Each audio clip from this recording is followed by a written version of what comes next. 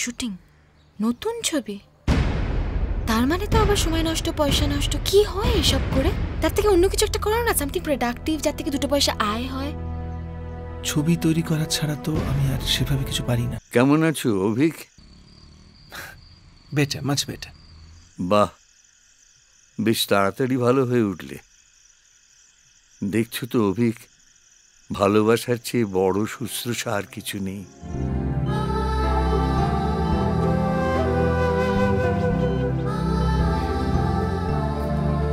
তুমি যেটা কি করে অ্যালাউ করছো কে জানে। দেখো কবে কার সঙ্গে কি ছিল, ও তো এখন তোমারই সম্পত্তি। বউ হারালে বউ পাবি রে পাগলা, সিনেমা হারালে সিনেমা পাবি। আমি নিজের জন্য ছবি আঁকি, আর সেই ছবি এঁকেই আমি আনন্দ পাই। ছাড়ো তো তোমার ছবি তৈরি, একটা ছবিও চলে। আমার যা ইচ্ছা হয় আমি তাই করবো, যাকে ইচ্ছা হয় তাকে ঘরে নিয়ে আসবো, তুমি কিচ্ছু করতে পারবে না।